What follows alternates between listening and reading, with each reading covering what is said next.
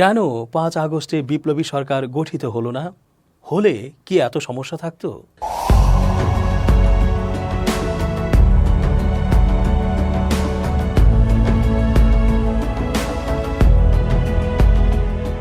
আসসালামু আলাইকুম প্রিয় দর্শক, আশা করছি ভালো আছেন।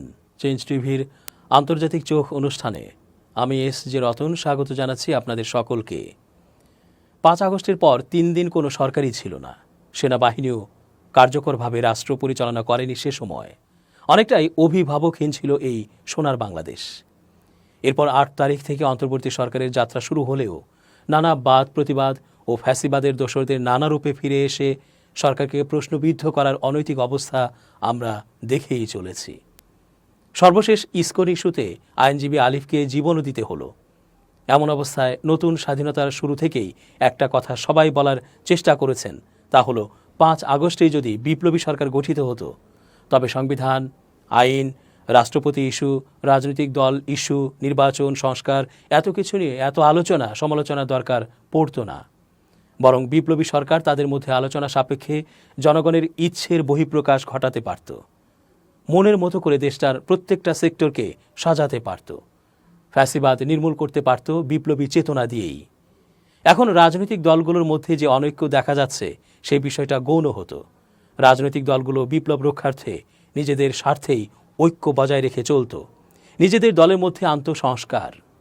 কারণ এটা স্পষ্ট হতো যে বিপ্লব কোনো আইন মানে না। মানুষের ইচ্ছের বাস্তবায়নের জন্য যা যা করণীয় তাই করার আপ্রাণ চেষ্টা চালাতো বিপ্লবী সরকার। দেশের ভালোর জন্য দুর্নীতিকে ঝেঁটিয়ে বিদায় করতে পারত নৈতিক শক্তি ও সততার শক্তি ব্যবহার করে। ক্ষণিকের জন্য মানুষের কাছে কোনো সংস্কার ভালো হচ্ছে না বলে প্রতিমান হলেও পরক্ষণে বুঝতে পারত বিপ্লবী সরকার দেশ ও দশের জন্য সত্যি দারুণ সব কাজ করছে। প্রিয় দর্শক, দেখুন এখন অনেক ইস্যুতেই অন্তর্বর্তী সরকারকে প্রশ্নবিদ্ধ করতে চাইছে অনেকেই। উপদেষ্টা নিয়োগ, রাষ্ট্রপতি ইস্যু, সেনা, বিজিবি ও পুলিশ ইস্যু, বিগত 3টি নির্বাচন বাতিল ইস্যু, জাপাকেও নিষিদ্ধ ইস্যু, ৭২-এর সংবিধান বাতিল ইস্যু, আওয়ামী লীগকে এখনও নিষিদ্ধ না করার, দলটিকে রাজনীতি করার সুযোগ দেওয়ার ইস্যু, কিছু জরুরি বিচার কার্য, প্রশাসনে আওয়ামীপন্থী কর্মকর্তাদের এখনও বহাল রাখা ইস্যু, ভারতের প্রতি কঠোর না হবার ইস্যু, হাসিনাকে ফিরিয়ে আনতে সময়ক্ষেপণ ইস্যু, প্রথম আলো ডেইলি স্টার নিষিদ্ধ ইস্যু, ঘুষ চাঁদাবাজি চলমান থাকা ইস্যু, বাজারে দ্রব্যমূল্যের ঊর্ধ্বগতি, ইসকন নিষিদ্ধ করা ইস্যু ইত্যাদি নানা বিষয়ে সরকারের সাথে সাধারণ মানুষের দূরত্ব, অসন্তোষ ও মনোক্ষুণ্ণতা তৈরি হয়েছে। ফলে বারবার প্রশ্ন উঠছে, ছাত্র সমন্বয়কদের কয়েকজন সরকারে থেকেও তারা কি করছে? আওয়ামীপন্থীরা কি করে উপদেষ্টা পরিষদে এখনও বহাল তবিয়তে থাকে? তবে কি যে যায় লঙ্কায় সেই হয় রাবণ? নানা সমালোচনার মধ্যে বারবার বলা হচ্ছে, আজ যদি বিপ্লবী সরকার গঠিত হতো তবে কি এদেশের এই অবস্থা হতো? আসলে সেদিন এমন কি ঘটেছিল যার কারণে বিপ্লবী সরকার গঠিত না হয়ে অন্তর্বর্তী সরকার গঠনের জন্য সিদ্ধান্ত নেওয়া হলো? দৈনিক মানবজমিনে সম্প্রতি প্রকাশিত এক লেখায় কৃষিবিদ শেখ মোহাম্মদ মাসুদ সে কথাই বিস্তারিতভাবে বর্ণনা করেছেন। বঙ্গভবনে রাজনৈতিক দলের নেতা ও সমন্বয়কদের যাওয়া নিয়ে এখন নানামুখী বিতর্ক চলছে। আমি উল্লেখযোগ্য কোনো রাজনৈতিক ব্যক্তিত্ব না হওয়া সত্ত্বেও বিশেষ পরিস্থিতিতে ৫ আগস্ট সেনা সদরে অতঃপর বঙ্গভবনে যাওয়ার সুযোগ পেয়েছিলাম। সেনা সদরে আসিফ নজরুল স্যারকে জিজ্ঞাসা করেছিলাম কিভাবে সরকার গঠন হতে পারে, তার কোনো হোমওয়ার্ক করেছেন কিনা। ওনার উত্তর ছিল গত কয়েকদিন পালিয়ে কাটিয়েছেন তিনি, হোমওয়ার্ক করব কখন। ওনার বডি ল্যাঙ্গুয়েজ, কথা বলার ধরন যা কিছু দেখেছি তাতে আমি বিশ্বাস করি উনি সত্য কথাই বলেছিলেন। সেনাপ্রধান বক্তব্য শেষে যখন সবাইকে তার সঙ্গে বঙ্গভবনে যাওয়ার অনুরোধ করলেন তখন মির্জা ফখরুল ইসলাম আলমগীর সহ অধিকাংশ রাজনৈতিক নেতৃবৃন্দই প্রথমে যেতে চাননি। সেনাপ্রধান দেশের ক্রান্তি লগ্নে সবার সহযোগিতা চেয়ে বারবার রিকোয়েস্ট করছিলেন। অপরদিকে জাতীয় পার্টির আনিসুল ইসলাম মির্জা ফখরুল ইসলাম আলমগীর সাহেবকে বারবার বলছিলেন যে আমাদের যাওয়া উচিত। পরে সবাই যাওয়ার সিদ্ধান্ত নেয়। সেনা সদরে গিয়েছিলেন বিএনপির মির্জা ফখরুল ইসলাম আলমগীর, মির্জা আব্বাস, জামায়াতের ডাক্তার শফিকুর রহমান, হামিদুর রহমান আজাদ, জাতীয় পার্টির জিএম কাদের, আনিসুল ইসলাম মাহমুদ, ইসলামী আন্দোলনের সৈয়দ ফয়জুল করিম, খেলাফত মজলিসের মাওলানা মামুনুল হক, ইসলামী ঐক্যজোটের মাওলানা ফায়জুল্লাহ, গণসংহতির জোনায়েদ সাকি ও ডক্টর আসিফ নজরুল। আসিফ নজরুল স্যার ও জোনায়েদ সাকিকে আর্মির জিপ গাড়িতে উঠিয়েছে আর বাকি নেতৃবৃন্দকে মিনি কোস্টারে নিয়েছে। কোস্টারের গ্লাস সাদা হওয়ায় জিএম কাদের এবং আনিসুল ইসলাম মাহমুদ, জাহাঙ্গীর গেট থেকে বের হওয়ার পর থেকে ভয়ে আতঙ্কে পর্দায় নিজেদেরকে ঢেকে রেখেছিলেন। আমরা ভয় পাচ্ছিলাম জনতা জিএম কাদেরকে দেখে ফেলে কিনা। যাওয়ার সময় চরমোনাইয়ের মাওলানা ফয়জুল করিম আর আমি পাশাপাশি বসেছিলাম। কী ধরনের সরকার হতে পারে এ নিয়ে আলাপ হচ্ছিল। উনি বারবার বলছিলেন অন্তর্বর্তী সরকারের চেয়ে সামরিক সরকার ভালো এবং আমাদের সেভাবেই কথা বলা উচিত। ইসলামী দলগুলোর আপত্তির কারণে ইসলামী ঐক্যজোটের মাওলানা ফয়জুল্লাহর আর বঙ্গভবনে যাওয়া হয়নি। বিএনপি জামাত সহ অন্য দলগুলো আপত্তি করলে হয়তো জাতীয় পার্টিও বাদ পড়ত। মাহমুদুর রহমান মান্না, সাইফুল ইসলাম সহ অন্য যারা বঙ্গভবনে গিয়েছিলেন তারা সরাসরি সেখানে গিয়েছিলেন।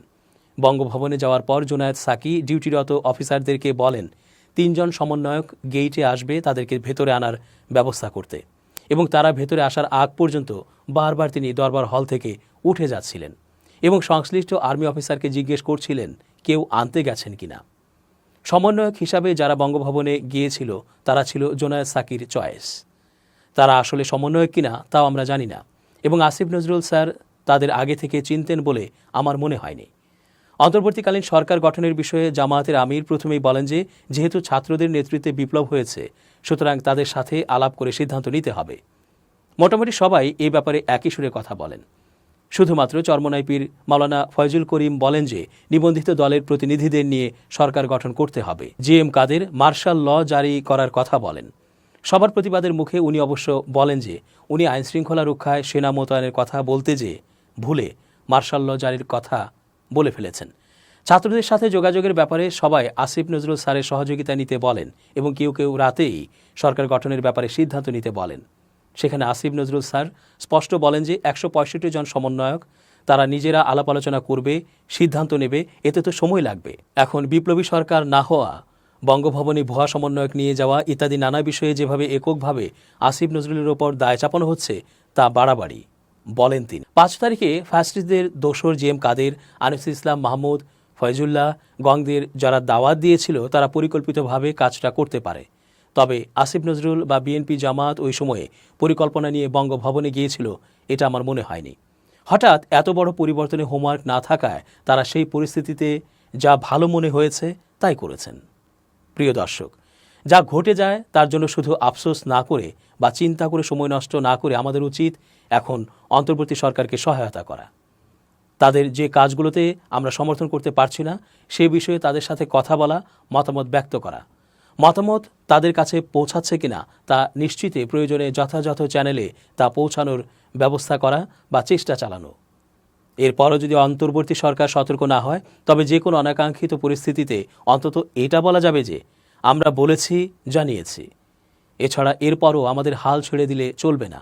আমাদের দিক থেকে অনেক কিছু করণীয় আছে, সেগুলোতে স্ব স্থান থেকে আমরা চেষ্টা চালিয়েই যাব। এই প্রত্যয় বুকে ধারণ করতে হবে। দেশটা আমাদের সকলের, কারো ওপর অভিমান বা রাগ রেখে দেশটাকে উচ্ছনে যেতে দিতে পারি না। এমন একটি সময়ে যে যার মতো মতামত ব্যক্ত করবে, ইউটিউবে ভিডিও ছাড়বে, চ্যানেলগুলোর টকশোতে কথা বলবে, তারপরও ঘাবড়ে যাওয়া যাবে না। খুব সতর্ক থাকতে হবে। বুঝে শুনে সত্যিটা গ্রহণ করতে হবে। সরকারের উচিত হবে যে কোনো সমস্যায় সমাধানের দিকে মনোনিবেশ করা, কোনো উস্কানিতে অতি উৎসাহী না হয়ে তড়িৎ তবে যৌক্তিক পদক্ষেপ নেয়া, গণমানুষের ইচ্ছেকে প্রাধান্য দেয়া, মানুষের ইচ্ছের প্রতিফলন ঘটানো এবং যে কোনো দুরভিসন্ধির বিরুদ্ধে সজাগ থাকা। আর কোনো ফাঁক ফোকরে যেন হাসিনার রেখে যাওয়া ফ্যাসিবাদ জায়গা না পায় এই দেশে, সে বিষয়ে অধিকতর গোয়েন্দা নজরদারি সচল রাখা। গোয়েন্দা সংস্থা ও সরকারি শৃঙ্খলা রক্ষাকারী বাহিনীতেও এখনও সেই ফ্যাসিবাদের দোসররা রয়ে গেছে। ধীরে ধীরে তবে তড়িৎ করে সে সকল কর্মকর্তাদের চিহ্নিত করা এবং কৌশলে সিস্টেমে বিদায় করে দেয়া, নিজেদের নিরঙ্কুশ ক্ষমতা হাতে নেয়া এবং সে অনুযায়ী জনমানুষের ইচ্ছের প্রতিফলন যেন ঘটে, বিপ্লবের লক্ষ্য যেন ঠিক থাকে, তা মাথায় রেখে কাজ এগিয়ে নেয়াই হবে এই দেশটির জন্য উত্তম কর্মপন্থা। দর্শক, আজকের মতো শেষ করছি এখানেই। ভালো থাকুন।